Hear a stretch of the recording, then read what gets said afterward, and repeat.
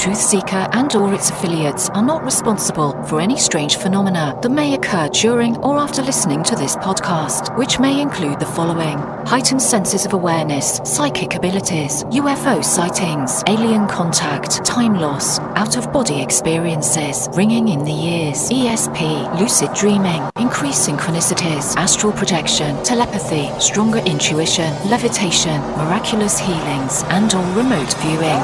Please be advised to listen at your own discretion.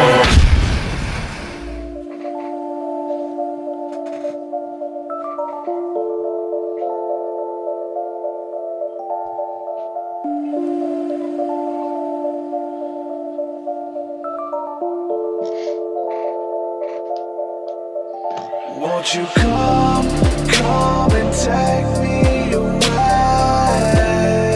I just wanna be with you. Won't you come and take me away?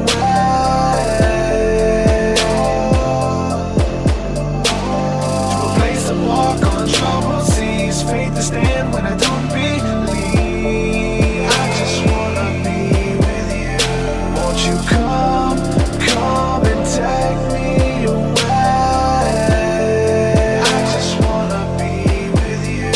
Won't you come? You are now locked into the TruthSeekah podcast. Gargoyles! Psychics! Everything's ungodly! Dark savage! Streaming live at TruthSeekah.com. She's not a Christian! Give it up, y'all. Your portal to the paranormal, esoteric, and all things spiritual. She's tampering in dark savage stuff! And now, your host, TruthSeekah. Ladies and gentlemen, what's up? I'm your host, TruthSeekah. We're now tuned in to another exciting episode of the TruthSeekah podcast. I'm excited and delighted to be here as always, sharing these thoughts with you guys, sharing this sacred space and everything that we're creating here. I don't know what I'm doing right most of the time. There's something's happening. If I was to judge by the messages in my inbox and the people who are reaching out saying that their lives are being changed by simply listening to the information shared here and having a lot of the different guests come on in a judgment-free zone to talk about their belief systems and some of the things that they've experienced. Like, it's helping a lot of people, and I'm blown away. So it's not like something that I've articulated and planned out and tried to find a way that works. It's simply just being authentic and not holding anything back. And if this is what we've experienced, this is what we believe, it's working for people, and people are getting freedom from it. Most of the people, we try to bring it back to an elementary standpoint because a lot of people have come out of religion or dealing with Christianity and the backlash from the religious establishments and things like that.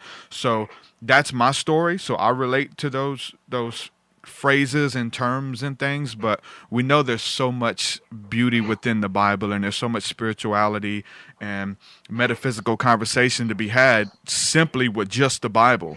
And so there's a lot of phrases and terminology and spiritual abilities and things like that are mentioned in the Bible too.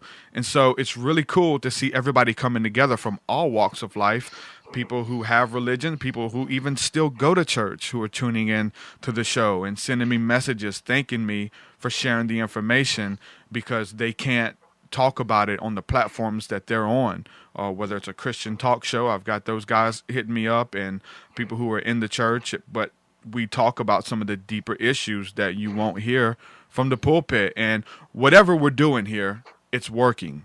And I'm excited about it. I thank God that he's using this platform. And I couldn't do it without you guys. If I just did this and nobody showed up, then it would just fall upon deaf ears. But when we go live, you guys are tuned in the chat room holding us down. You guys are part of the conversation.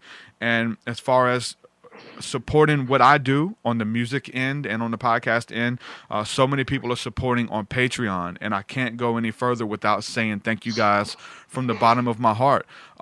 Everybody's supporting.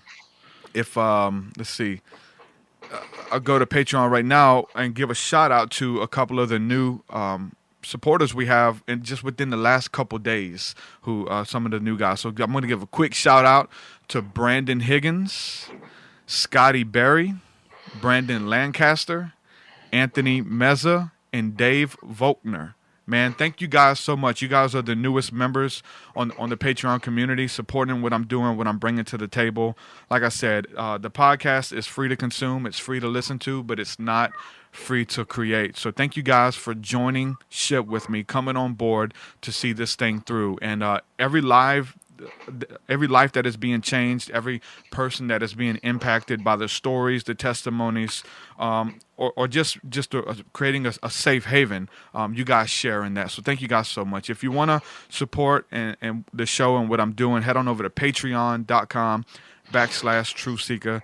The link is in the description, and for any size donation per month, anywhere from $1, $5, $10, whatever, there's different tiers and different rewards, and you get access to all of my music, my entire discography, which is like 10 albums, and all of the new music as well. Everything that's unreleased, as soon as it's done on my end, I'll put it on Patreon, and it could be months before it's released to the general public. So you get access to that, Facebook group, a whole bunch of different stuff that we're pushing out.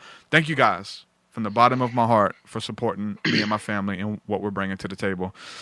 Without further ado, I'm going to bring my guest on. This is a young man who we kind of crossed paths in different Facebook groups over the last probably 2 years. Became friends on Facebook, seeing what he was doing. He's doing music as well, bringing some awesome stuff to the table. I think we have a mutual friend, Laura Winslet, I think is her name. And I remember talking to her, and she was like, there's this young man. He's just well beyond his years in knowledge and information and the things that he's studied. And he's like, you got to talk to him. You got to have him on your show.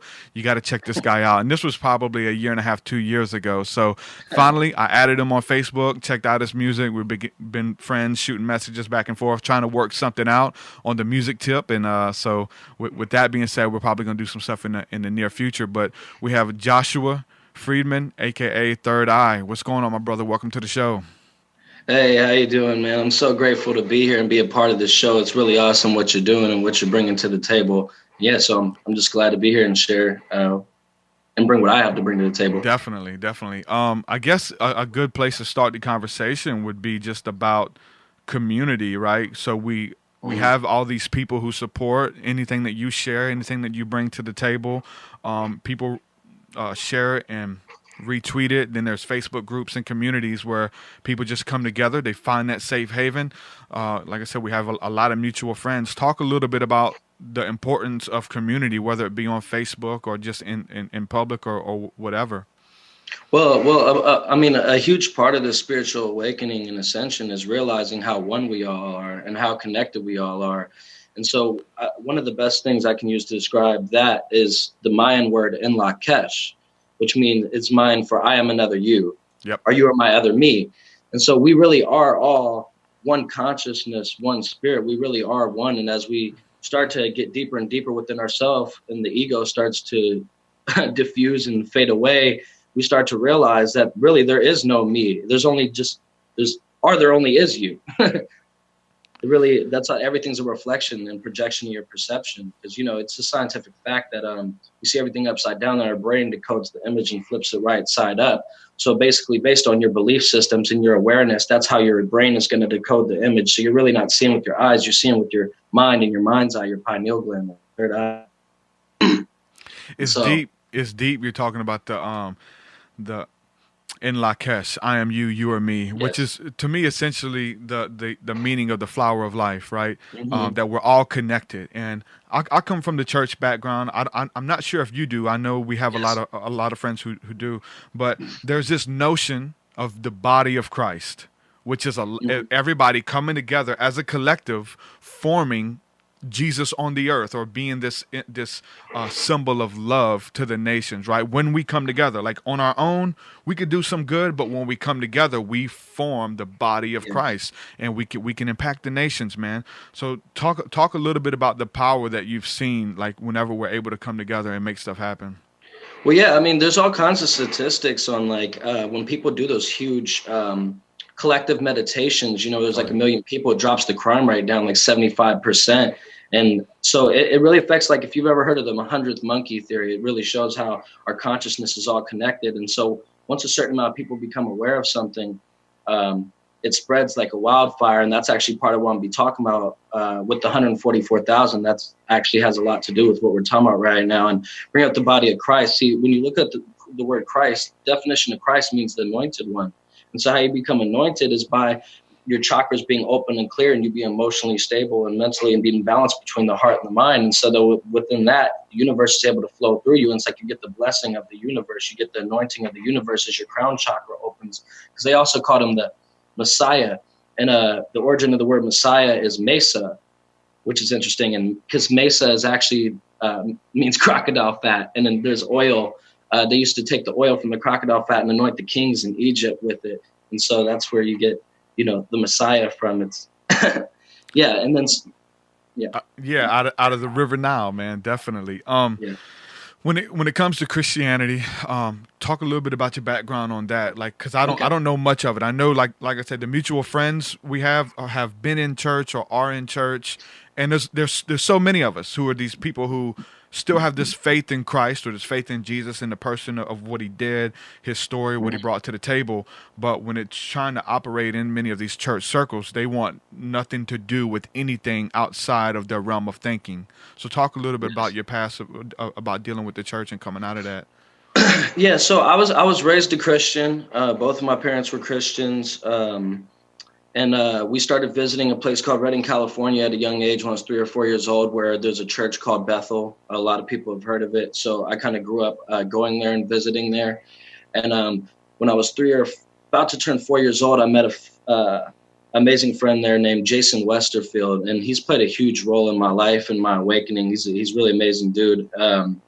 And so I met him there. And basically as a kid, I had somewhat of recall. Like I used to watch that movie, Prince of Egypt, that cartoon DreamWorks movie about Moses and Prince of Egypt. And when he'd be inside the pyramids looking at the paintings, I used to try to tell my mom, I've seen those paintings before.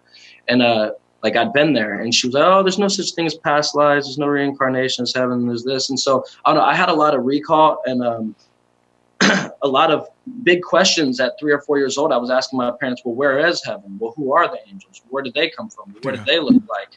And then I'm watching, Snow White as a kid, Walt Disney movie, and chick bites an apple and humanity's doomed. And then I go to Sunday school and I'm like 5 years old, and there's these adults teaching me about how basically we're all guilty. I'm 5 years old and I'm being taught, I'm a sinner, I'm guilty, I'm in debt to God because a chick bit an apple 6,000 years ago. And I was just like, as a kid, I was just like, it didn't add up to me because I'm like, wait, I just watched this. This is a Walt Disney movie. This is actual history. And so there is a history there, but I don't believe that we're in debt or that we're sinners. I believe that we're actually warriors that volunteered to come here and fight the spiritual battle and help ascend and raise the consciousness on this planet. And so, so I was raised a Christian, but I was always kind of rebellious, what they would call rebellious, which is really being a rebel. It's called thinking for yourself. Yeah, exactly. So I had a lot of questions, and so I got in trouble a lot of times by not agreeing with what people were telling me, not believing, and kind of questioning and asking deeper questions. You know what I mean? I'm 4 years old and I'm asking my parents questions about their spiritual beliefs, and what I was being told was, I don't know, you're going to have to wait till you die and go to heaven and ask God. I'm like, well, wait, I just got that's here. That's what they say. Yeah, that's what they say. Yeah, I just got here. Like, asking when you get to heaven is like, no, I'm asking him now. Like, I believe I can communicate with him. He'll tell me now. Yeah, exactly. So, and that's the truth, right? You can literally have this relationship with the creator of the universe, and he'll speak to your heart, whatever questions you have, and he'll speak to you, right? Yep. You don't have to wait till you die. Yeah, exactly. So like, for me, it just, just things weren't adding up. And so within that, I was also did a lot of fighting sports, and my dad pushed me really, really hard or whatever. And there was just a lot of stuff going on in my home. My parents got divorced and things. And so I ended up just, being really upset because I came here with a knowing. Like, I wasn't really asking my parents the questions for them to answer. I was more asking them to get verification on what I'm perceiving and feeling and experiencing. And so, like, as a kid, I already knew a lot of these things, but I could, like, a lot of the higher level knowledge that I know now, I actually knew it as a kid, but I knew it telepathically. I knew it through imagery. I didn't have the language to be able to articulate what it was I was perceiving and seeing yet. So what I was really trying to do is just figure out the language and the culture here so I could be able to translate to you guys what I'm seeing and perceiving. You know, so it took me a long time to get there because I just feel like I got on the wrong path and was misguided, and I was rebellious because I didn't have respect for my parents to a degree. And my parents are awesome. I'm not knocking my parents, but I felt like they weren't in the place to guide me as far as the answers I needed from within and the spiritual journey and my purpose. And so I got kind of rebellious and I ran away for a long time, and I got in the streets and I got in a lot of trouble.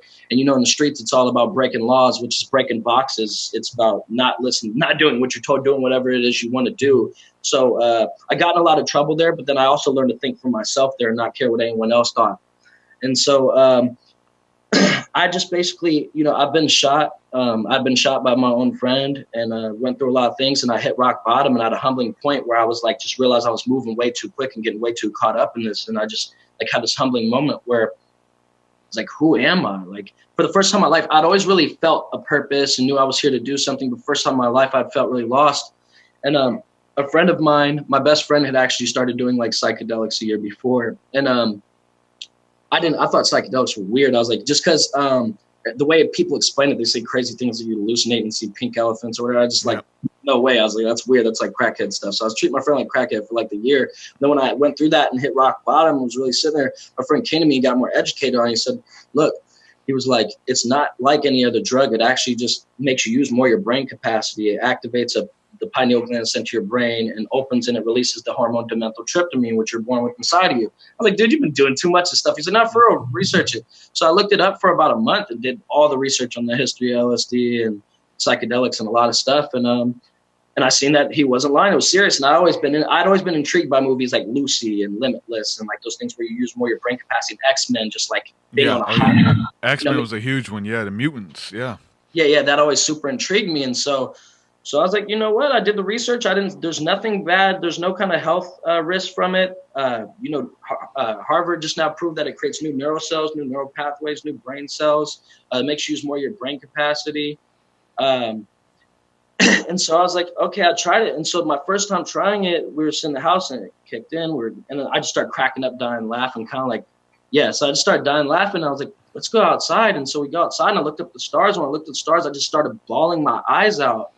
And it kind of gave me recall of when I was a kid. And I used to always stargaze as a kid. And sometimes at some point, you stop looking up. You know what I mean? You're too busy looking down at your phone. Exactly. And so it just gave me recall when I was a kid and used to stargaze. And then from that, it like took me back into all these memories that I forgot about when I was a kid, like memories, because I was only a child. So when I was like 6 years old, I'd be in my backyard playing. And I used to like, it was kind of good being an only child because I didn't have anyone to play with. So I'd be in my backyard playing with myself, but I'd be thinking really, really deeply, like just looking, kind of almost meditating.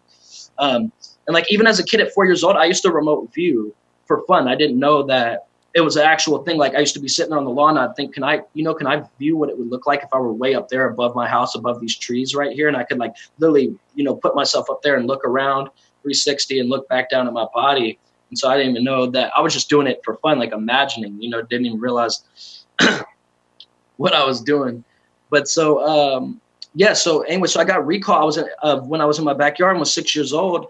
And it was recall of these thoughts I had at 6 years old, thoughts about wanting to be a superhero. Like every kid had these thoughts at one point, wanting to be a superhero, wanting to make a difference, want to save people. Like it wasn't all these thoughts about, ooh, look at my flashy car, my flashy clothes, and look how cool and how tough I am. Because that's the mind state I was in at the time because I've been in the streets. And so it was just all these really pure, innocent, loving thoughts about wanting to help people, wanting to be a superhero, wanting to make a difference, wanting to make a change. And that it was pretty much like my inner child came up and just slapped the shit out of my ego. And was like, who do you think you are, bro? Like, you forgot why you came here. You got lost. You forgot who you are, like why you're here. And right there, I just realized like, whoa, that's the real me. That was the me before I was influenced by my parents, before I was influenced by the schooling, before I was influenced by the system and what's cool and being good at sports and competitive nature. Before I was influenced by anything, that was the real me, my inner child that was saying, I just want to be a superhero to make a difference. I want to help people. And so right there, I was like, I just want to dig. I was making a lot of money, like selling drugs at the time. And I put all that literally at a halt, cold turkey right there, just stopped and was like, nope, I'm done. I need to dig and dig and dig until I get until I become that person who I was at 6 years old. I want to be a superhero and want to make a difference again. So I've been been digging ever since. Heck yeah, man. It's interesting that you talked about already knowing this stuff, but not knowing how to articulate it, or not knowing that it was a thing. Maybe it was a part of Exactly. your imagination when it was already memories that were there. I remember when I first started, not to read the Bible, but to study the Bible and have like these questions within me, and these things of these supernatural abilities and magic and all of these things within you that you want to be real. Society tells you it's fake. And then like I have these core beliefs in me. I can't prove them. I can't articulate them. I've seen them in movies. That's maybe it. And then you start studying the scriptures or whatever material you have, and you start reading in the Bible all of this stuff that you already knew was real, but you're like, dang, there it is. Okay, this is real. Okay, this is divination. Wow, they are consulting with spirits. Wow, there are angels who are appearing before men. Wow, they do communicate telepathically. Wow, God still moves in miracles and heals people. He wants to heal people, like things like this. And it's like, and once you're able to see it, it's just like a confirmation within your spirit of something that now you can articulate. Now you can teach it from something that's written down on paper, because a lot of people dealing in the church realms, they won't believe nothing you say for your testimony wise, but if you can show them in that book, then they'll believe it, no matter what it is. And like I said, there's some interesting things in there, which is awesome to have these thoughts and then go back and read it, and you're like, man, I knew I believed this for a reason. And then to see other people have the same journey, I knew that wasn't right. I knew, and it could be even like on some doctrine stuff, and like that's taught in the churches, whether it's tithing or something. You're like, why do I feel weird when these folks keep asking me for money like this, and they're trying to trick me into giving? Like, it's okay to support, but you're trying to trick me into giving and telling me I'm going to be cursed if I don't give. And then you read the scriptures like, wow, these folks ain't even teaching this right. And you find out what it's really talking about. And he's like, man, I knew it down in my spirit that this was wrong. And now you have proof that it's wrong in the way that religion is going and stuff like that. Well, yeah, the only time that Jesus ever acted out of character in the Bible was when they were charging, when they set up the coin table. So he was, the only time in the Bible where he flipped out is when he came in and flipped the coin tables and chased those guys around with the whips, and he called them vipers. Vipers, brutal vipers. It was the people who represent the religion of our day. Those are our religious leaders in the churches and in the mosque and all the temples. That's who those people are today. The same spirit. So the same spirit that Jesus dealt with, we're dealing with those same spirits today. Spirits don't die. People die. And so the spirits, and Jesus always talked about their fathers. Okay, your father was just like this. We dealt with your father, or Moses dealt with your fathers. Right? And so Jesus is dealing with the same spirits, and now we're dealing with the same spirits as well. And there's so much proof about that in the scriptures, Well, yeah, because the system we're under right now is the same system we were under before the flood in the ancient world. When you study all the different religions and cultures in their history, the one thing that they all have in common is that at some point superior beings came down from the sky, interacted with us and interbred with us. So the Hindus, they call them Nagas. Christians, they call them, the Nephilim. And the Sumerians called them the Anunnaki. See, and that's why you have Anu, which is the king of the Anunnaki, and then all of the Anunnaki are named after Anu. Well, in the Bible, you have El Elyon and the Elohim. Yep. See, you have El is woven into all of the angels' names because Most High God. And then you have the Sumerian Anunnaki. So I don't know, you can see the correlation there, but what all the cultures have in common is at some point in the history is that superior beings came down and interbred with us and created a hybrid bloodline. And so that hybrid bloodline still exists today. And so when the flood happened and they wiped out, a lot of these beings had caverns inside of the earth and also had technology to go to the moon, because the days of Noah were actually the days of Atlantis. We were actually more advanced then than we are now. So, when he was given exact dimensions and instructions on how to build an ark, if we were more advanced in Atlantis in those days than we are now, do you think he was building a boat with sticks and mud? Or what do you think they were talking about when they said an ark, a ship? You're talking about a ship. And then you really think you're going to put 2 lions and 2 gazelles in the same wooden boat? That's not going to work. So as a kid, I remember reading the Bible and actually getting visions, reading that and seeing. I remember reading about the Tower of Babylon and getting visions of stargates, basically portals. But I was like 9 years old. I was reading the Bible, And I didn't know. I'm thinking like, what is, like, am I actually seeing what was happening? Or I just had too much doubt at the time, because the world's always telling you, like you were saying, you know what I mean? We're feeling this stuff within, but the world's always telling you, no, it doesn't exist. You're crazy. So after a while, it starts to get pretty convincing when you're the only one that's feeling something, and the whole world's against you, telling you, no, that's not real. Yep. And so, yeah. So, but I think that the Tower of Babel was probably a Stargate, and the Noah's Ark was actually probably a starship, anti-gravity vehicle that he was given instructions on how to build. And there probably wasn't two of each animal on the ship. He probably took genetic samples. Yeah, most likely, right? When it comes to dealing with the Tower of Babel, I think the terminology of it proves what you're saying, because the word Babel, Bab means gateway, El is the gods, so the word Babel means gateway of the gods, where they would travel back and forth, just like the pyramids, and just thank you for sharing that. I actually didn't know that. Wow, so gateway of the gods, no doubt, bro. That's nice. I wanted to ask you too. So you're talking about stargazing, you're talking about angels. That's when kind of like my studying and my experiences went to the next level, when I spent a lot of time by myself stargazing and praying, just talking to God. What's out there, Lord? If it's of you, can I see it? If they're your holy angels, your seraphim, your cherubim, your Rephaim, the Malachim, if they're out there and they travel back and forth like the Bible says, can I see one? Will you let me see one? And then stargazing for hours, I begin to see stuff. I begin to see stars moving. I begin to see stars go into other stars. Something posing as a star for an hour, take off and move. Yeah, and things fly across the sky, stop on a dime.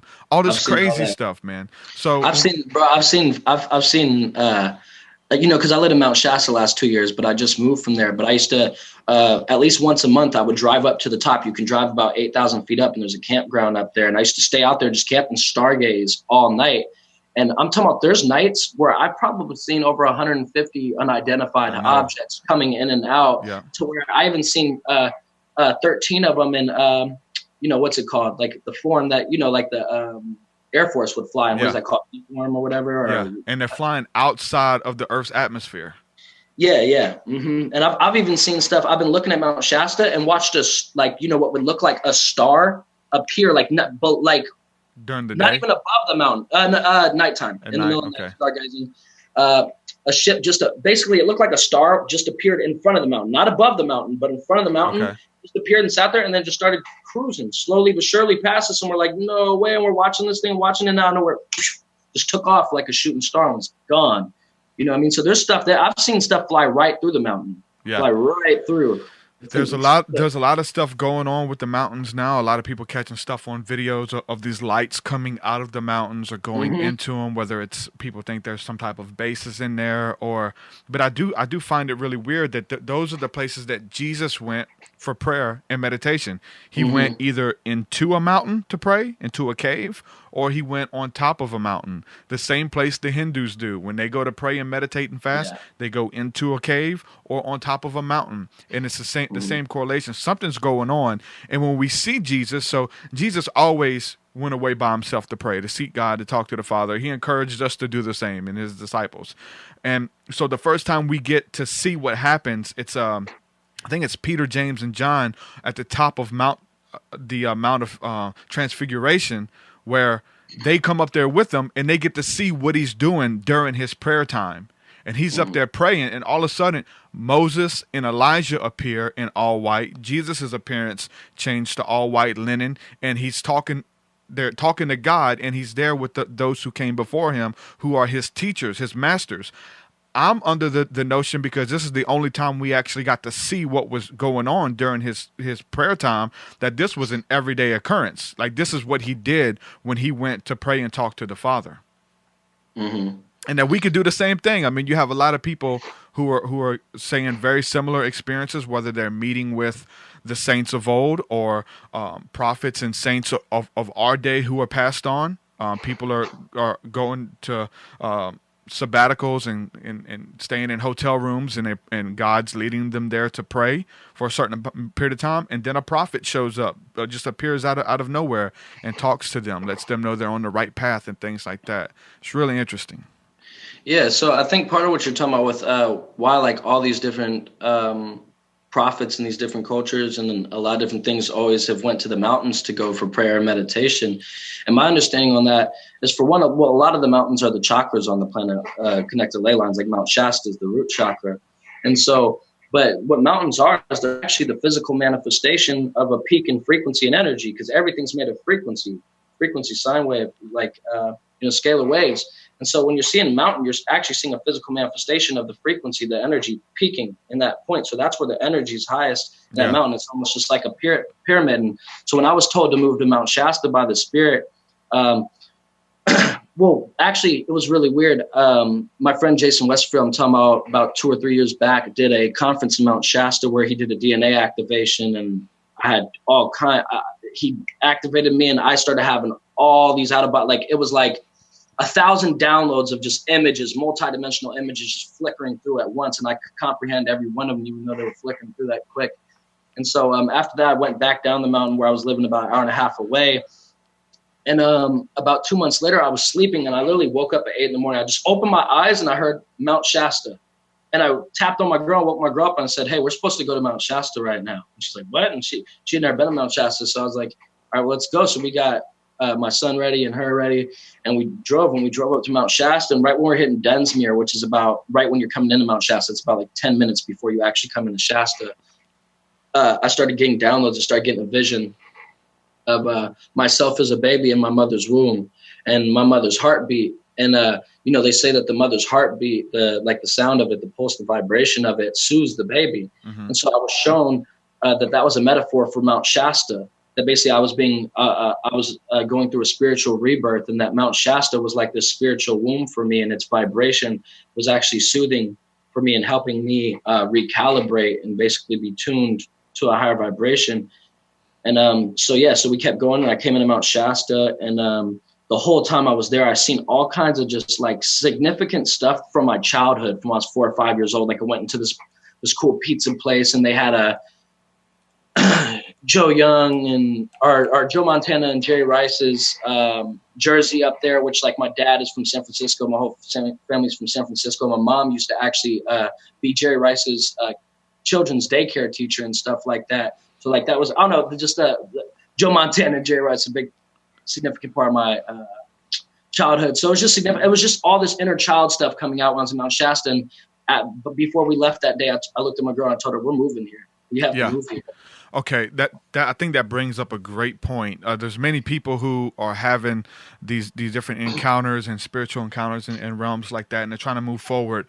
How important do you think that childhood healing is, from those wounds, forgiving those who have wronged you, and not carrying that into the next phase of life in order to deal with the old stuff?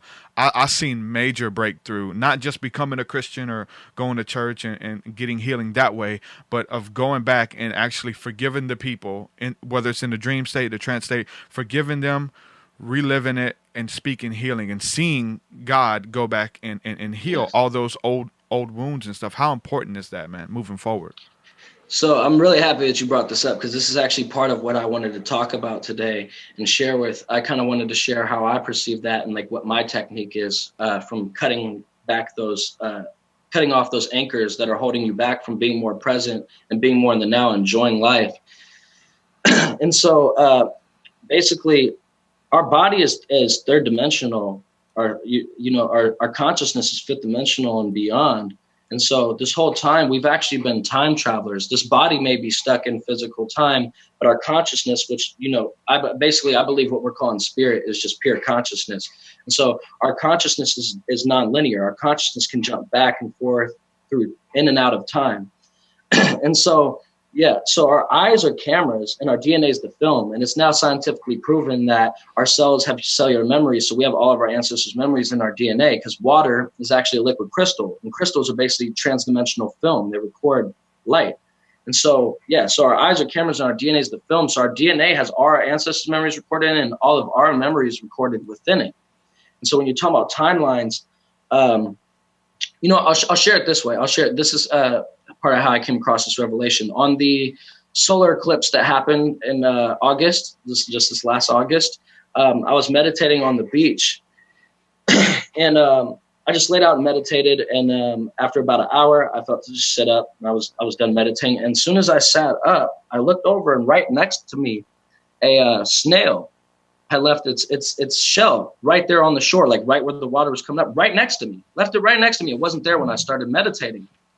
And I just thought, oh, that's so funny. Because you know how in The Matrix, like you've seen the movie The Matrix, I'm sure, how they talk about everything as a program. Like Neo is a program to end the Matrix. Mr. Smith is the program to keep the Matrix going. Like there's all these different programs. And so what I was shown is, whoa, snails are a program put into the Matrix to remind us that our body is just a shell, and we are not the shell. Because the shell is the structure of the Fibonacci sequence, and the Fibonacci sequence is the structure of time itself. Because everything's cyclic, everything's going round and round in cycles. And so it was just interesting because I was like, our body's not the shell, our body's not the time. We're timeless. So I just left that shell right there to remind me the body's just the shell. So then I got it from there, and I went to this deck that's like by this beach, and I sat on the deck. And right off of the deck, there's this huge spider web. I've never seen a spider web this big. It looked like freaking Spider-Man spun this thing. And there's this huge black widow in the center of it. It looked like the spider bit Spider-Man. And it's just wrapping everything up under this thing. And I was watching it just catch things in its web and wrap it up. And right there, I realized, like, oh, okay, see, because what spiritual people have been calling thousands of years is what spiritual people call an aura for thousands of years. Science just now recently proved that our hearts has electromagnetic field that comes averagely 2 to 3 feet off the body. Yep. And that magnetic field has an energetic geometric structure that's sort of like a web. And so what I realized right there is, in relationships, we're actually spinning emotional webs at each other. So one, we have to be careful of getting caught up in someone else's web, like getting caught up in someone else's emotions and drama. Two, we have to be careful getting someone else caught up in our web and our emotions and drama. And then 3, we have to be careful getting caught up in our own web of emotions and drama and wrapping ourselves up in it. Our own web. Yeah, there you go. So I was showing that, our chakras are gates, and our heart's electromagnetic field is this huge emotional, holographic Fibonacci time web. And so basically, with every, like I said, your eyes are the camera, your DNA is the film. So all of these memories are recorded within your DNA. And so what I realize is that with every memory you have, there's an emotion attached to it, intertwined within it. So you have sad memories, you have happy memories. And so that magnetic field is actually, it has your web. It's a memory web. It's a holographic image, emotional memory web. And so, because your heart's a clock. Your heart's ticking, it's beating, whoop, whoop, whoop, whoop, tick, tick, tick, tick. And that's why, it's the 4th chakra, because time is 4th dimensional. And it's also interesting because I'm in California. In Cali, there's a thing the Hindus talk about called Kali Yuga, and it's the 4th cycle of time. So we're in California. And so it has to do with the 4th chakra and just time. And so, our heart is a time gate. So our heart. Did you hear that? Recorded live. Hey, are you there? Yeah, did you hear that? Yeah, I heard that. Okay, yeah. That's the phone lines. Just let everybody know that the phone lines are open. If anybody has a question for Josh or myself, or you want to call in and share a story, the phone lines are open. The number is scrolling across the top of the screen. And it's also in the descriptions as well.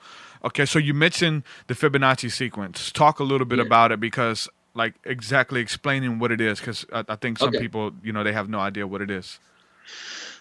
Okay, so basically everything in the universe is made of sound and light. And so sound is actually the architect of light. If you study what's cymatics, it's, I don't know, anyone who's seen cymatics, they're taking like a tone generator, and you could put salt or sand on top of the tone generator. And the higher the frequency you generate, it creates a more complex geometric structure, and it literally charges and just shapes the matter, the sand. So sound actually is the architect of light. It's what shapes our reality. And so everything is made of sound. And so everything can be broken down. Sound creates geometry, and so everything can be broken down to geometry, and geometry can be broken down into math. We all have 5 fingers on each hand. We have 5 major ligaments, like our head. We're in the shape of a star ourselves. If we stand out, we have our 2 arms, 2 legs spread out with the head, and so it's the Merkaba. And so anyway, so the Fibonacci sequence is the structure of time itself. If you look at a seashell, it has that spiral vortex in it. That's the Fibonacci. It spirals out the crown of our hair. Yeah. The crown of our hair spirals out that way. Our fingerprint is the Fibonacci. Our double helix DNA is the Fibonacci. And so the Fibonacci is basically the geometric mathematical algorithm that the universe runs on and is created by and manifests through. And so I had experience recently where in July, my birthday is July 21st, and around that time I've been seeing the number 144 and everywhere. And I was raised a Christian, so it just kept making me think about the 144,000 chosen ones in the Bible. I was like, what is this 144 thing about? And so on July 27th, I did a 9-gate activation with someone on the phone. And when we got to the 9 gate, in my mind's eye, I seen 3 9s. Right there, I thought, well, what's 3 times 9? 27. What's 2 plus 7? 9. So I was like, that's funny. 3 9s is really just like one big 9. And so I went to sleep that night, and I got woke up in the middle of the night. And I don't know if you've ever woke up and felt woke instantly. Like it's almost like this urgency. But I was like, I went from, sleep to my eyes wide open, like ready to, I could have just woke up and started sprinting. That's how I woke up and was woke. It was like something had like tapped on my head and was like, wake up. Boom. Woke up. And as soon as I woke up with my eyes just like wide open, I heard, look at the clock. And I looked at the clock, and it was the number 144. I was like, that's interesting. So then, I knew I wasn't going to go back to sleep. It was too much energy running through my body. And so I got up, I grabbed my phone off the charger, went to my living room, I sat on the couch, and I got on Facebook. And when I got on Facebook, the first post I seen on Facebook was a post from my favorite physicist, Nassim Haramein. Yeah. And it had a video on it. And as soon as you press play on the video started scaling up the Fibonacci sequence. And so the Fibonacci is this spiral, and it also has a mathematical sequence to it. And so it scaled up the Fibonacci sequence 12 times. And when it scaled up 12 times, it stopped and highlighted the number 144. And I'm like, no way. I just got woke up 144. I hop on Facebook. The first thing I see is this video. It scales up to 144. And see, now, like I said, our double helix, our DNA, is made of the Fibonacci sequence. And so our DNA, we have 12 DNA strands. We have 9 gates. And so so basically, when I watched him scale up the Fibonacci sequence 12 times and highlight the number 144, right there, all these dots started clicking. I thought, oh, that's why the number 144 is the number of ascension in all these different cultures. Because it's not just in Christianity. Many different cultures talk about that. And so, but that's why it's the number of ascension in all these cultures. Because 144 is the genetic sequence of the fully activated 12 DNA strands. But then I thought, what's 1 plus 4 plus 4? 9. So I was like, whoa, 144 is actually the number of the fully activated 12 DNA strands and 9 gates. So that's why, the New Age people would call them rainbow warriors or whatever, because the rainbow, it's the chakras, your light body is activated. Yeah, so, 9 being the highest number as well. When you get down to basic numerology, adding all the numbers together, and they add up to 9, 144,000. Yeah, exactly. Yeah, because everything scales. That's why 9 is the highest gate, because everything scales up to 9 and drops back down to 0. 1, 2, 3, 4, 5, 6, 7, 8, 9, 10, 99, 100, 999, 1000. So it all resets and loops back around. But you see it in a straight line like it's linear, but it's actually going in cycles. It's actually spinning and folding in and out of itself. Talk a little bit about your music, man. Just kind of how you're taking all of this ascended information, like it's really highly advanced. Everybody's not into it, and then when you bring it into the hip hop realm, and you're sharing some of the stuff on the hip hop realm, and I know you told me you're also focusing on some more of the like simplistic stuff to actually reach the mainstream as well. And I heard some of your newer stuff, and it sounds really good. But tying in the esoteric information into the music, what type of response are you getting there? Is that why you're trying to reach the mainstream, because it's only just like a targeted niche for this stuff, or what's the deal with the music? So as far as the mainstream, I just want that kind of platform, because if you see the rappers right now, it's like whatever these rappers say on an interview or do, these kids want to do it. It's crazy. So if that's the case, I at least want to influence them in the right way. So it's like, if I had the platform that these ridiculous new rappers like Lil Pump and like these trap rappers, if I had the platform that they did to influence the youth that way, I wouldn't be influencing them to do Percocets and modeling these drugs. I wouldn't be making those things the cool thing to do. I'd be making the third eye the cool thing to be spiritually, to know thyself would be the cool thing. So really, I just want to get that big of a platform so that I could change I see that that's the the biggest, best way that I could change the world is if I could really get a mainstream platform and be able to be interviewed and explain the knowledge that I'm explaining now, and get kids intrigued with that instead of them being so bored and not knowing themselves that they just want to escape and do drugs. You know what I mean? And if you are going to do that, then at least do psychedelics. You know what I mean? Yeah. Because psychedelics aren't even really escape for me. It really just it's an awakening thing. It shows you. It takes the filter off of life, man. You see right in between the lines. And so, and I'm not saying that you need psychedelics to be spiritual or to be conscious, but to a degree, most people do, because we've been chemically shut down by the government through the vaccinations, through the chemtrails, through fluoride. It's completely calcified our pineal gland. And so unless you're going to take a lot of time, you know, I mean, one of the only real legitimate ways to get it back open is through psychedelics, to just, bam, open your third eye wide back open, and it really gives you a head start and gets you back on track. Because I believe our state on psychedelics, I believe that a long time ago, that was our natural state. When our pineal gland was wide open, it wasn't being suppressed and shut down. But also, I wanted to add some things on to still what I was saying back there about the 144,000. Because like I said, so the number 144 is the number of the fully activated 12 DNA strands and 9 gates. But then after that, it brought me back to the equation I did earlier that day. I thought, what's 3 times 9? 27, 2 plus 7 equals 9. But then I thought, well, what's 27 plus 27? Okay, and so now I'm gonna scale up this sequence 9 times, because something significant happens at 9 times. So just bear with me, because it's gonna be some really interesting information. So 3 times 9 equals 27. 2 plus 7 equals 9. 27 plus 27 equals 54. 5 plus 4 equals 9. 54 plus 54 equals 108. 1 plus 0 plus 8 equals 9. 108 plus 108 equals 216. 2 plus 1 plus 6 equals 9. 216 plus 216 equals 432. Now 432, that's like 432 hertz. This is the Fibonacci solfeggio's scale. And so 4 plus 3 plus 2 equals 9. And so 432 plus 432 is 864. 8 plus 6 plus 4 is 18. 8 plus 1 is 9. I'm almost done. 864 plus, I know it keeps going, but there's a reason. So, yeah. But 864 plus 864 equals 1,728. See, I'm not even doing the math. These numbers are just encoded. They're imprinted in me. So 1,728 plus 1,728 equals 3,456, which is interesting, right? 3, 4, 5, 6. These are harmonic, synchronistic codes that the universe made out of. And one more time, for the 9th time, 3,456 plus 3,456 is 6,912. 6,912. So Tesla said, you know, if people only knew the magnificence of the numbers 3, 6, and 9, they'd have a key to the universe. And so I thought this was already amazing, because I'm like, whoa, the Fibonacci is the blueprint of the universe. I'm getting the math of the universe, but I didn't know exactly what the math correlated to. Well, about a week ago, I was doing some research on ancient architectures and stuff, and I found out the Egyptians had a different measurement system than we did.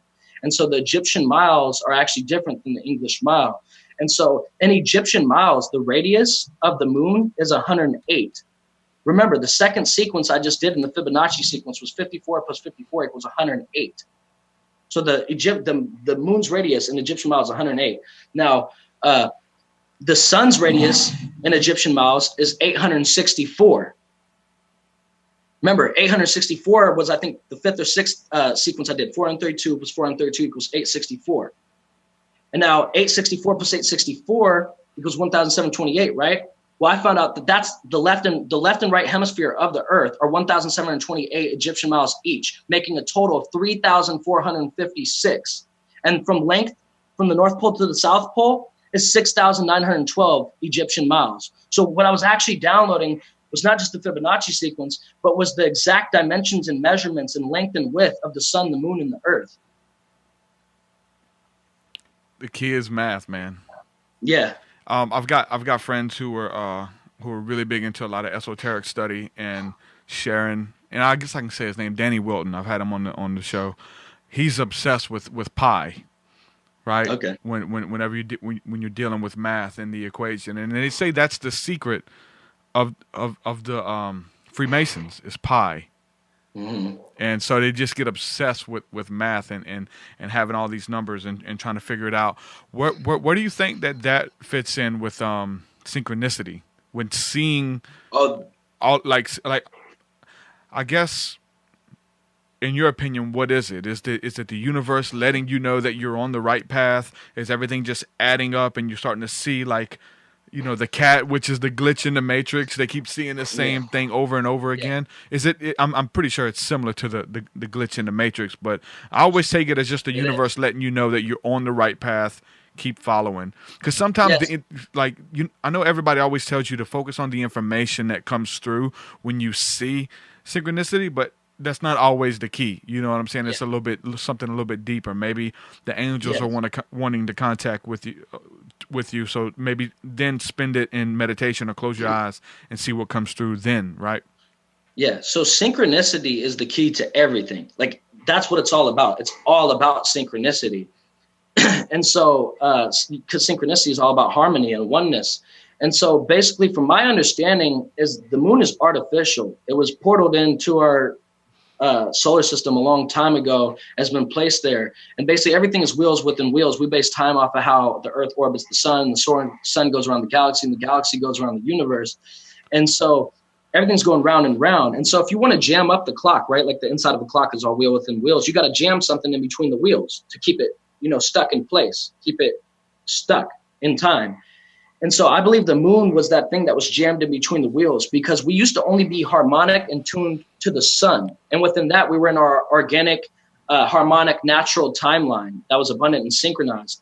And so when the moon was placed, it started projecting an artificial frequency to where the moon and the sun have basically been playing tug of war on our energy and on our planet and on the timeline. So the earth hasn't orbiting in its natural orbit, because it's also being pulled by the moon now. So we're not even in our organic natural timeline. We've been stuck in a time hex.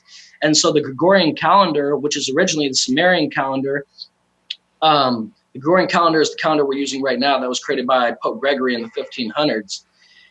And so that calendar is an artificial calendar that goes along with the artificial Saturn moon time matrix. And so it's a 1260 time frequency, which is 12 months in a year, 60-second minutes, and 60-minute hours. And so 12 plus 6 is 18. So that's 6 plus 6 plus 6 is 18. So we've been on a time hex, because it's a hex means a hexagon. A hex is six-sided. In the North Pole of Saturn, there's a six-sided hexagon. So we've been under a time loop, a time hex in these sixes of time. And that's not how we normally function through time. The actual calendar is the 1320 calendar, which is the Mayan calendar, which was actually rediscovered by a good friend of mine, Stephanie South, and really her husband, Jose Arguelles, who passed back in 2011. But my friend, his wife is a really, really good friend of mine, Stephanie South, and she's also played a major role in my awakening and taught me about this calendar. And so she has the Mayan calendar. Also, check her stuff out, lawoftime.org. She's amazing. So the 1320 calendar is the 13-month, 28-day calendar. And so that's the actual harmonic calendar. And through that calendar, basically, so what you're seeing when you're seeing 1111 and 333 and 4044 and these numbers on the clock, these synchronicities, what you're seeing is you're seeing the physical manifestation of us coming back into harmony, into the organic, natural, harmonic timeline. Because in 2012, when the Mayan calendar ended, the center of our galaxy started pulsating with these gamma ray waves of energy that started affecting our sun. And then our sun started pulsating with these solar flares, which is raising the whole vibration and consciousness of our planet and of our DNA.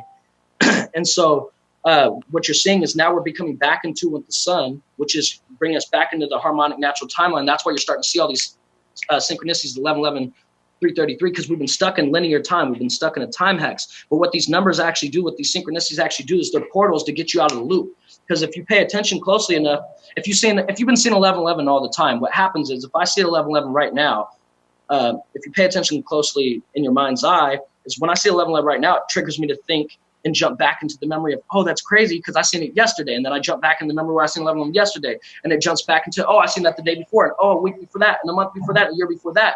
And so what these synchronicities actually do is they create wormholes in time, alignments, bridges that allow you to be able to jump back through the timeline and then come back up into the present and basically clear things out and recalibrate. And so synchronicities are actually what synchronicities actually are is they're interdimensional wormholes. And so when you said the black cat, right? What you call in deja vu, I'll tell you what deja vu is well, I don't know about you, but as a kid, when I was like 8 years old, I used to have, I had this happen many times, but specifically this time, I was like 8 years old and I had a dream that I was like at a party in this random place with random people I don't know, and I'm like at this party. Next thing you know, I was 13 or 14. And I was in that exact place at that party with those yeah. people. When I was 8 years old, I didn't even know these people or Yeah. any of them. And so now I'm here in that place. And so now what I realize what that is, like I said, our consciousness is nonlinear. Our consciousness is outside of time. Our body's inside. So when we go to sleep sometimes at night, our consciousness will leave our body, go up the timeline, get a glimpse of the future, come back down to our physical body, and then the 3D will catch up with our 5D self. And then it creates a wormhole from the 5D down into the 3D. And because things happen much slower down here, we have to put in a lot of hard, gritty work to manifest up here. Up there, it's just you think it and you're there. It's there. And so, yeah, so basically, deja vu is actually just like, you taste that certain taste, or you smell that certain smell. Yeah. Or you hear that certain song. Like maybe you haven't heard this. Maybe you heard this one song for your first time when you're 8 years old and you're riding in the back of your parents' car. And that was significant to you for some reason. Now you're grown up and you're riding with your friends in the car, and that song comes on the radio. And the last time you'd heard that song, you were 8 years old in the back of your parents' car. So the synchronicity of that creates an interdimensional wormhole within your consciousness, which triggers and allows you to jump back in and out of time travel. Yeah. Yeah, allows you to do interdimensional time jumping. And so that's what those codes are actually about. These codes are DNA activation codes that are activating our 5D genetics that are allowing us to be able to leave out the linear and manifest more and spiraling outside of time. Because, like, check this out. Like, when you make a note, right, who are you making a note to? You're making a note to your future self. But then when your future self receives the note, then what does that make the present you that was informing the future you? It's almost like you become the future to your future. You know what I'm saying? Mm-hmm. So I don't know. I'm experiencing time very differently. I'm experiencing it non-linear. Like, I'm back and forth in and out of time, and I'm realizing if you go into the psychedelic state often enough, you find out that when you go there, time doesn't exist. It just is. So that's the weird thing we've been talking about a lot, how people will go into the psychedelic state, whether it's LSD or psilocybin or something like that, and you go to a realm where time doesn't exist anymore, and it feels weird. It's like a day is like 1,000 years. Like, you really feel like that. You're right. And so I've heard a lot of stories, and I got some friends who have had personal stories back in the day when they would do be at a party, and then they would do LSD, and then everybody left who didn't do the LSD, and then they turned on the television, and all they could find was preachers and televangelists talking about hell. And then so they immediately thought that they were in purgatory waiting to be judged, because you're in this weird place where there's no time. It feels really weird, and you have to know that going in. If not, it could freak you out. But they thought they were in a place waiting to be judged, waiting for the judgment to come. And a lot, they thought they died, and they're waiting. And a lot of people have had similar encounters, and that's just feeling the sensation of no time existing is in the psychedelic state. And that's also in the state of meditation, where you go to and you focus on the now moment, where there is no tomorrow, there is no yesterday, there's only the now. And that's what the psychedelic state teaches you, and the trance state in meditation, that there is no tomorrow. Don't be anxious for anything. Focus on the now. Exactly. And that's how things become synchronistic and become harmonic, because when you're focused in the now, then everything that's going on right now gets handled and done right. But if you're like trying to handle this, why thinking about all of that, then you'll probably miss something. Yeah. You know what I mean? And so what's interesting about you saying that, I have a hook, a chorus to one of my songs is what if today is tomorrow and tomorrow is yesterday? And so that's really what it is it's all happening right now. It's like this. So if you're letting the past determine how you feel right now, emotionally, how you perceive the reality, and how you make decisions in life and in relationships, then the past is still happening, which means the past isn't the past. You see what I'm saying? So that's what we're talking about. So that means that the past, like we were talking about the electromagnetic field, the time web, which is like the Merkaba, all these emotional, all these hurts, all these crushed dreams and dysfunctional relationships are still in the memory of that web. And so when you learn to meditate and consciously travel back to that memory, but now you're viewing it from outside of time. You see what I'm saying? Because you're coming from the future going back. And so now you're actually viewing it from the lens of the future. It's like, when you're a kid, your parents might have done something that really hurts you, and you couldn't. So you don't realize a part of your 6-year-old self is still back there trying to process and understand, because you never actually faced it and dealt with it and worked it out within your mind.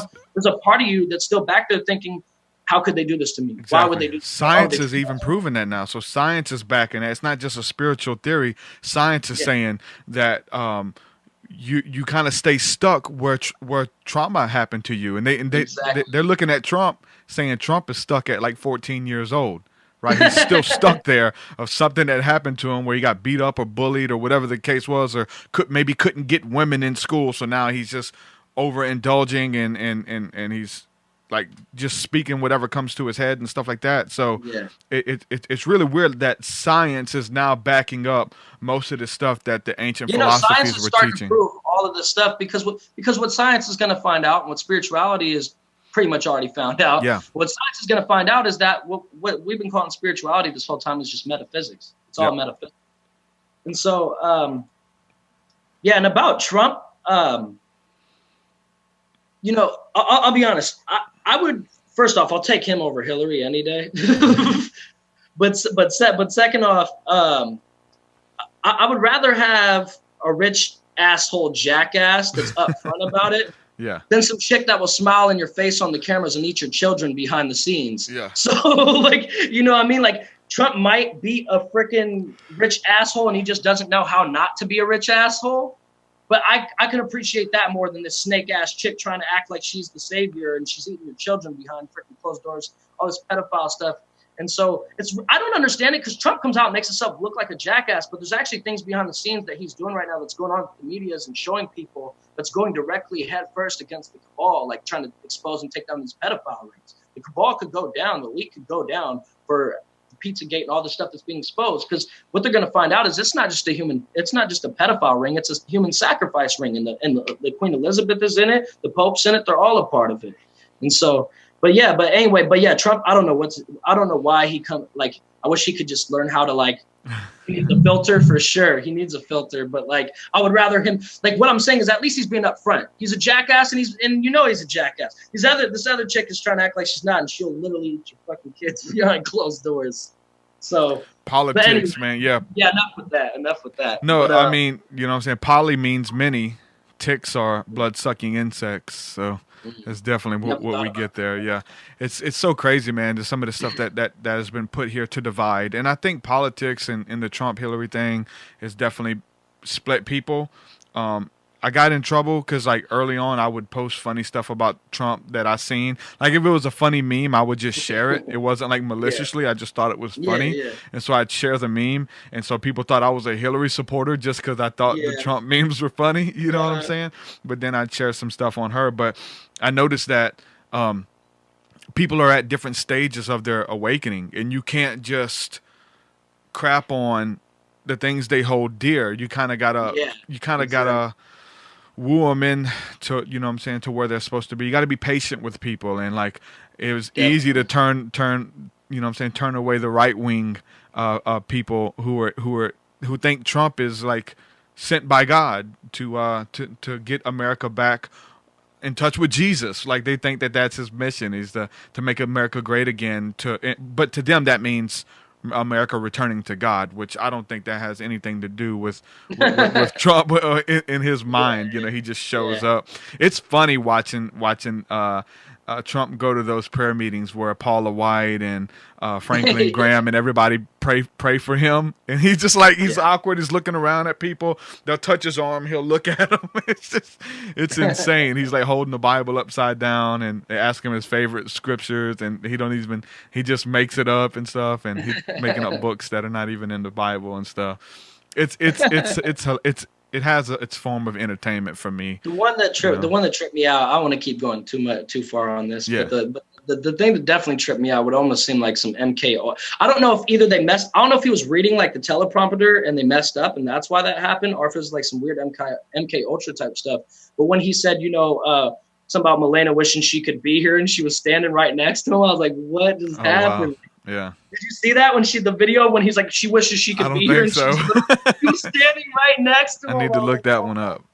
Yeah. Yeah, it's ridiculous. But anyway, let's change stuff. It gets interesting, man. So yeah, I wanted to. I know we talked about sharing some lyrics and stuff in a poetic form or reading some of your lyrics or whatever, I got something. I'll share some new stuff that the patrons have heard, but the general public hasn't. So I'll let you go first, man. Share one of your verses with. You can rap it or you can read it, whatever you want to do, man. Let us hear some of that that poetry, man. All right. So just acapella. We'll Yeah. go to acapella. All right. Okay. I'll try to rap a little slower than usual so people can catch up, keep up with it. I untangled the Fibonacci and activated the helix. Medusa had no Versace. I'm captivating the realest. It's flashing no paparazzi. Decapitated the illness. My mind, soul, and my body's infatuated with realness. Downloading the matrix like a mathematician. Subtracted the vision. Looking back, I was lacking the wisdom. I'm hacking the prism. They got a mind trapped in the prison. Attracting the vision intact and I'm back with precision. Out of my body, I'm godly. I can harness the ether. Through a portal immortal as an infinite creature. Genetics telekinetic, that's an indigo feature. We're God in the flesh, go tell that to the preacher. The garden was in Atlantis, DNA of a mantis, brainstem reptilian, neocortex mammalian. I go 0 to 1 million, 1 billion, and then 1 trillion. Then beyond infinity to the omniverse virginity. That's before the Trinity was even in vicinity, huh? They ain't even what I begin to be, huh?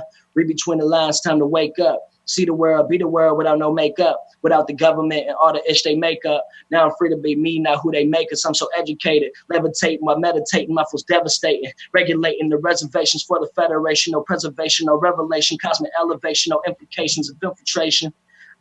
I'm erasing the Freemason up off the nation and then replacing with free energy alternatives. Travel back in the timeline to free all the natives. Now it's time to shine. I'm like a constellation. Stars are who we are, so together we a galaxy. But I color indigo, heart chakra salary. Y'all don't want to battle me. It'll be fatality. Casually a casualty. I'm actually a faculty and gradually the agony released from my anatomy. Starseed Academy, indigo reality, Pleiadian mentality, 60 capacity, galactically and practically a blasphemy catastrophe. Is when they sleep, boy, they sheep. You can tell they hate it. Talk is cheap, walk is steep. That's why they never made it. I remember I used to want to be 3D. Now I'm flying in a disc, no DVD. Super Saiyan Starseed, no DBZ. If you don't believe me, just leave me be. Awesome, bro. I wish I had an applause button. Dude, that's right? That's good stuff. Yeah. Good, Thanks, man. Bro, that's good stuff. We got to work on something soon, too. For sure, most def, bro. I'm gonna spit one of mine, and I'm more so read it. It's kind of a slow one, but here's one of my new ones. Seeing ain't believing when the eyes can be deceiving. Reveal to me the answers because I'm searching for the meaning. I think I made all of it up in the midst of my dreaming in a trance-like state while kundalini breathing. Let each breath connect with the inhale. Let it out and then pause as we set sail. With the hands relax, prepare. Hold the value mudra of air. At this point, you should start feeling lighter and your breathing seems a little louder. Pranayama, now we got you feeling higher. You can feel the Holy Spirit in the kundalini fire. All things coexist in the sacred place. Come as often as you like while you meditate. And through the Abbey of Thelema, we control our fate. And we can hold the hand of God in the dream state. Second verse is like this. This is about the CE5 initiative. You ain't living, you ain't never been alive till you're sitting in the field and try to see E5. Hands up, eyes closed to the night sky. Don't doubt, just believe, see him fly by. Initiate contact to the fifth kind. Light beings 5D and beyond. And they've been watching over you the whole time. Seeing synchronicities, follow the signs. No fear, just trust. And you will see aliens, angels, Elohim, ETs. In the Bible, rode in chariots of fire. Angelic, benevolent. Enoch and Elijah didn't taste death because they were swept away in a flame by night, cloud by day. What's next is communication, intuitive telepathy, and raised vibrations. Yeah. I like that, bro. That's dope. Yeah, man. We got to do something together real soon, bro. I'm working on something right now. I'm trying to see who the features are because I sent it to one person, and they, sometimes people tell you one thing and mean another, right? So I'm waiting to get this feature back. But if I don't get it back, I can send it to you. It was one I was working on today about the power of laughter. Like the healing power of laughter and dealing with the childhood wounds and seeing how the children approach the kingdom of heaven and how Jesus has come to me as a child. So it'd be something good to get you on. Let me see what's up with the person who said they were going to get on it. If they don't, I'll send it to you, man. Let people know how they can check out your work, bro. They can listen to your music. You got a bunch of stuff recorded on SoundCloud. They can add you on Facebook. All the stuff where they can follow you on Instagram. All that. Go ahead and give them all the links. Okay, yeah. My SoundCloud is Third Eye, which is 3RDEYE, and I'm right there at the top when you look me up. So yeah, my SoundCloud is Third Eye. My Instagram is at Third Eye Trip God. My Facebook is Joshua Friedman, and Friedman is spelled like Friedman. It's Friedman, but it's pronounced Friedman. Friedman. Friedman, man. So yeah, dude, we have a lot of connections, man. There's a lot of people who mean a lot to you, who mean a lot to me. You mentioned the interview that I did with Mary Rodwell, amazing human being, bringing some awesome energy to the earth. She's actually she's an awesome person. She's a friend and a friend of the family. That guy Jason Westerfield I'd mentioned that I met at Bethel, that's played a huge part in my awakening. He's actually the one that introduced me to Mary Rodwell. Wow. And his son is an indigo. I don't know if I have permission to talk about him too much. I wish I could share about him, but all I'm gonna say is the kid has full past life recall. Yeah. That's what, because I had some friends hit me up and they wanted me to ask you about Jason Westerfield. I know you talked about him a little bit. I know I got into his work as he was kind of coming out of the church, like caught the tail end of the church stuff he was doing. Where's he at now with what he's doing? I haven't followed him too much now. I know he still has a huge following. People look up to him. And if you can give a little information on him. I know I've talked to him, and he said, I can talk about him all I want as far as like, the role he's played in my life and my awakening or whatever. Yeah. I don't know if, I haven't got like clearance from him, I guess, to really tell about his business. What I will say is that, well, I mean, whatever he has in the open, I'm not sure what he has in the open, but I know he does a lot of private stuff too, and I guess he has some clauses out there where you can't talk about what goes on in the private or something. But whatever he's doing in the open, it's not that you can't talk about it. He just it's when he's coming out. Anyway, he's got a conference coming soon. He's going to be coming out soon, doing a webinar or a conference very soon. That's what I will say. So yeah, he's coming out soon, and when he comes out, be there, because this dude is like, I feel like right now I'm on more of a hybrid ET level. Like a lot of us are activating right now. He's the only person I know that I believe is fully activated right now. Like last time I'll tell you this. Last time I was with him, he was doing full blown telepathy with me. Actually, I wanted to share this one thing. So this actually kind of tied in. A couple months back, after, because the time jumping stuff, the nonlinear stuff, I learned through a dream I had. And the dream didn't make any sense to me. It was happening. The whole dream happened, but it didn't happen in order. It was like the beginning happened, then the end happened, then the middle happened. And so by meditating on this dream, I started to actually comprehend the concept of time, like the way time was functioning in that dream. And so by meditating and grounding that understanding, it actually grounded that perception of time into my physical body. And so after I basically what I believe became 5D and started being able to interdimensional time jump, and got the time travel stuff pretty down, these blue beings came in my room. They showed up in my room recently. That used to be around me as a child. When I was 4 years old, I used to be sitting there playing these blue light beings. They don't have a face or any features. It's just a blue humanoid structure. Used to be watching me play in my room. I used to go tell my mom, there's these guys in my room. And I explained to her, and she'd go, they're probably angels. And I would just think, well, they probably are like an angel, but they're not the Caucasian beings with wings she showed me in the book. So anyway, so I had these blue beings around me, and that was right around the time I'd actually met Jason Westerfield. And his son has like recall of being a blue being and stuff. And so there's this connection between me, my friend Stephanie South, and Jason and his son, and like a lot of these higher level conscious people and these blue beings are all bringing us together. And so after I'd got this time jump and stuff down, and like the Fibonacci, and really, I'm starting to get the mathematics of the time travel stuff. And so I was in my room, or I woke up in the middle of the night at like 4:40. I went out and I got a cup of water. I came back into my room. I drank the cup of water. I set it on my nightstand, and I looked at the clock, and it was 4:44 on the clock. I looked back at at my cup on the nightstand, and the cup was glowing, literally physically glowing. I was like, what the heck? And I looked down inside the cup, and a huge blue orb just floats right up out there.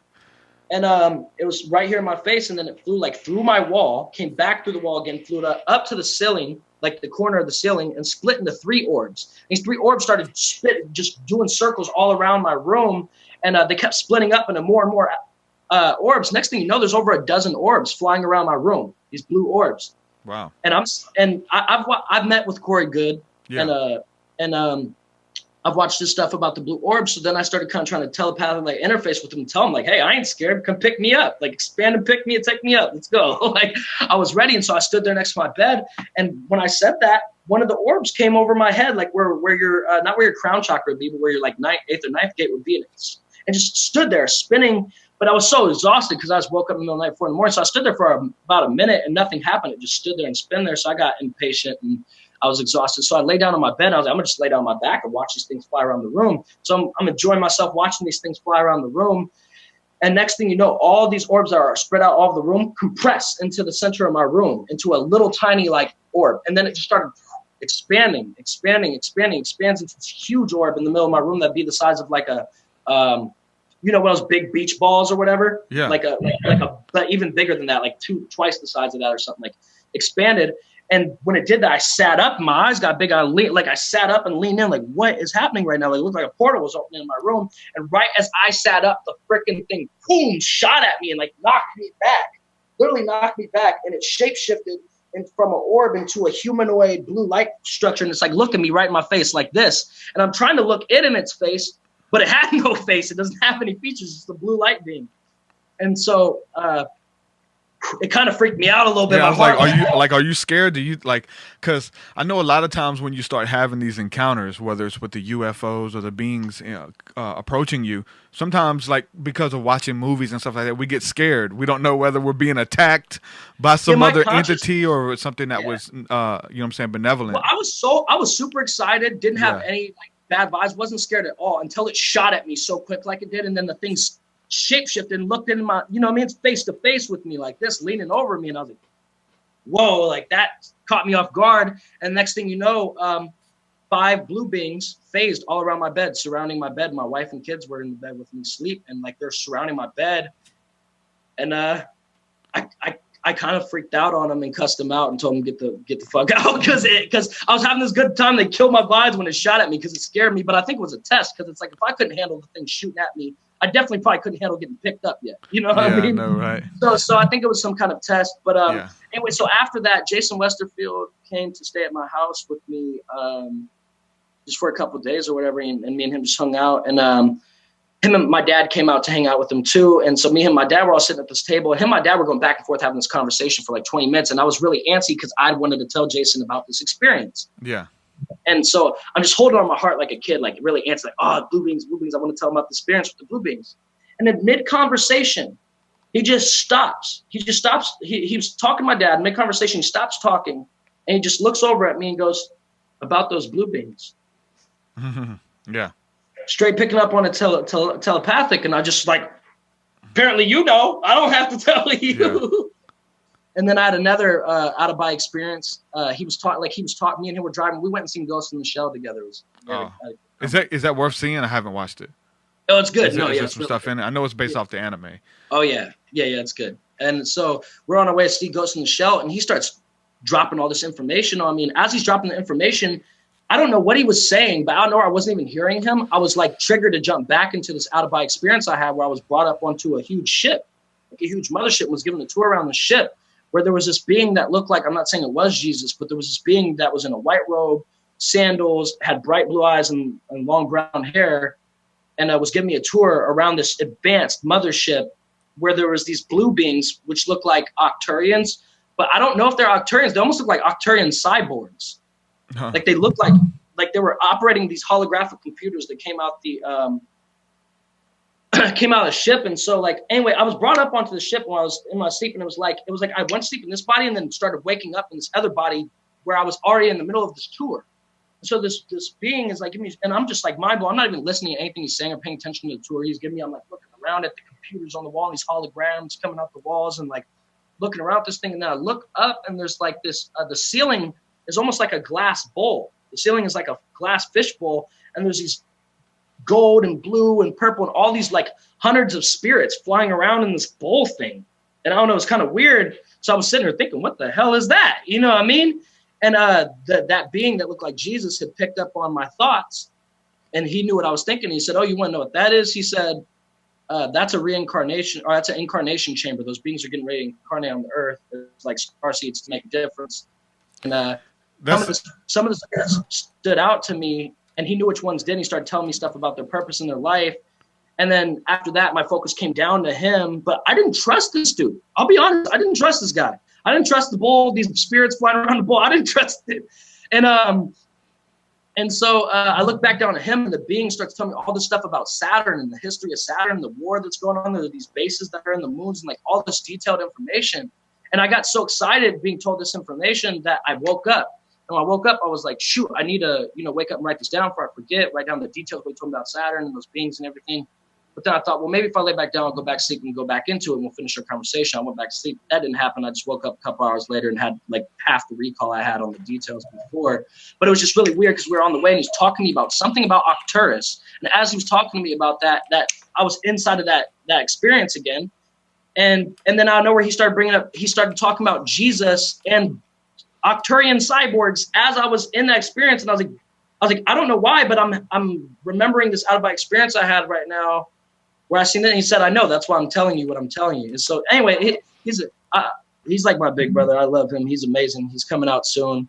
Be prepared. Yeah, I seen like when he started doing that. When I started checking out his stuff, and then I seen I'd seen that little presentation he did by the waterfall, and then after that, I seen Bill Johnson doing like this rebuke and like open like. And not just him, but then everybody kind of got on board. Everybody who was like in the fringe Christian circles or whatever, like warning about Jason and warning about Gnostic teachings coming in and stuff like that. It's childish. I've confronted people. Christians need to stop being bullies in high school gossiping about people they don't even know. They've never met this guy. I've known this man since I was 3 years old. He's the most loving, accepting dude I've ever met. I've never even seen him get upset or out of character. All he's ever done is he's an amazing person, not some evil antichrist trying to deceive everyone. Yeah. He's being a truth seeker. That's what he's doing. He's seeking truth no matter how crazy everyone thinks he is. And I don't want to keep talking about him because I don't know if I don't really like, putting his business out there. But yeah, we were actually the ones that my dad was there and like Laurel and like we were actually the ones that filmed that video at the waterfall and put on that. Oh, really? That's what's up. Yeah, that was our we were the ones that put that on. So, but yeah, I want to keep talking about him. But Jason's an amazing person. Don't listen to he say, she say. At least meet the guy and hear him out first. Yeah. Because I was at all three. I was at the conference in Mount Shasta. I was at the 2 conferences in Reading, the one at the Red Lion and the one that was off of Shasta View.